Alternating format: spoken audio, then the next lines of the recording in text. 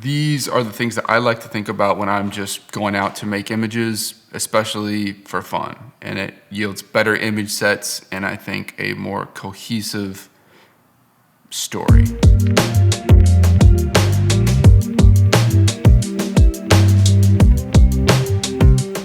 Okay, future Jalen here. A couple things off the rip I know I could have done better on location shooting that day. One, I think having a strobe or even on-camera flash just to give some hard flash, a little bit more aggressive lighting. And I think the biggest thing it would have done is just give us a little more focus and intention in the image to reduce some of the clutter. And then also compete with the background. It could have been nice to get the blue hour flash look. And then the second thing is shoot better coverage. I did a terrible job of like making an image set. Generally, my rule of thumb is wide, medium, tight. I kind of shot a wide medium, but I didn't shoot any tight, like proper portraits or details or anything. We were just shooting for fun. All right, that's it. All right, now back to the video. Okay, the first thing I think about is tone and mood and what we're trying to say. In this case, we chose a darker, more moody, kind of ominous vibe, and that informs the hair and makeup, the outfit, the location, the color grading, etc. Although this was kind of impromptu and that's what we ran with, that's what I would do if I had more control in a production setting. So we started out in the studio. I liked the one image that we got from that, but the light was dying quickly and I wanted to maybe go outside and spice it up and get some more interesting texture and have more depth of story and feeling, right? When I'm making images, I'm trying to replicate what it feels like to be there, not necessarily what it looks like. Although I don't like to edit a lot, and these are kind of heavy edits for me, generally I like to try to just enhance the real life qualities and bring a little bit more liveliness and feeling to them. The second thing I think about when I'm out on location is composition. How do we compose an interesting image relatively simply and quickly?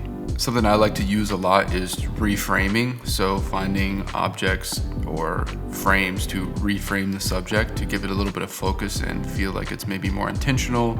And in this case, it's also more of a prop. It's something we can interact with, we can pose on. It has some character and feeling that matches our tone, which is this gritty industrial vibe.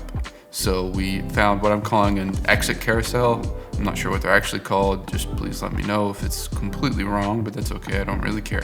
And it has a little bit of leading lines. The bars of the carousel kind of point toward our subject, and then the biggest thing is that it reframes.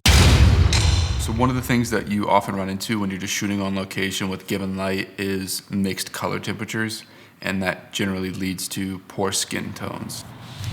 Okay, that is true. That's true, but not entirely. I think what I really meant to say here was more about the quality of light. Quality of light is extremely important when you're taking photos on location and trying to use lights that are given as a source. For instance, the lights on the train platform don't have the same CRI as a studio light or a strobe. CRI meaning color rendition index, I think. CRI is how we measure the quality of a light and how it reproduces color. The lights on that platform are just made to give light. They're not made to be of a certain quality standard that can replicate color and tonality well. To me, skin tones are one of the most important things in an image. If you get skin tones wrong, images look wrong, especially with any kind of darker complexion. It really starts to, I think, be distasteful. And programs like Lightroom, which I use to edit photos most of the time, are really destructive when it comes to color grading, especially the color panel. So one trick that I use to get around muddying up a color grade is just generally using the mid-tone slider to keep highlights and shadows relatively clean. The other thing you're going to get into there is, guess what lies in midtones? Skin tones. So you have to make sure you go back to your color mixer and balance the tone of the skin reds, yellows, oranges. Make sure the hue is adjusted to be corrected for the natural skin tone of your subject. Okay, let's take a quick look at the set as a whole and talk through them. So we actually started in studio, and this image is nice. I like it, but it just felt like it lacked a little bit of character and didn't quite fit the tone, the mood that we were going for, so we headed outside. This image with the stairs is nice. It's got leading lines that lead us up to our subject's face. The railing kind of points towards her, and we get the real sad girl vibe here, and I think it makes sense. This is probably my favorite image of the set. We use the exit carousel to reframe Alessia and give us some texture with the spokes that are sticking out. There's the nice exposed, beams that are painted and the wood floor. A lot of texture and depth in this image. It's a little chaotic, and to be honest, I would have liked to have a strobe for this to really separate her from the background. This sky is very bright, and I don't quite love the contrast ratio here, but generally good image for just running and gunning. This one is nice. It feels very character, very filmic, right? Very narrative, I think, and I like the texture, the depth. Once again, we kind of have these leading lines that bring our eyes up, and a lot of repetition with the parallel lines. There's different levels of this image. There's very clearly a foreground, a midground right where our subject is, and then our background, which is this brick wall back here. A lot of depth, a lot of texture, nice color contrast. I like that we can see the source in the image.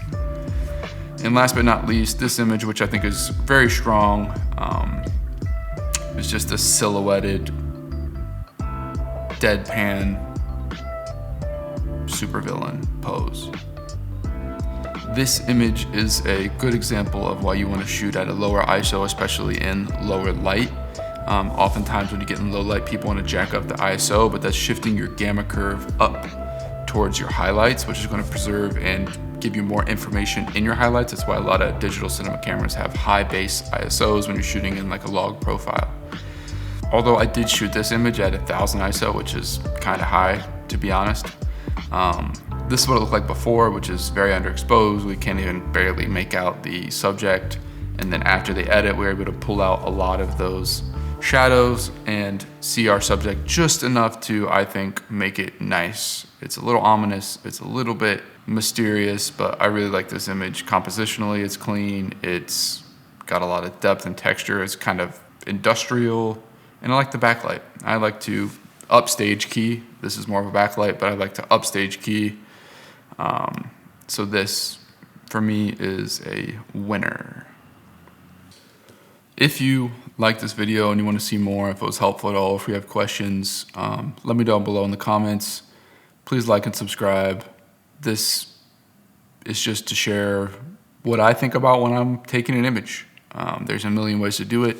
None of these ways are the right way, and I hope you find this video insightful or interesting. Peace.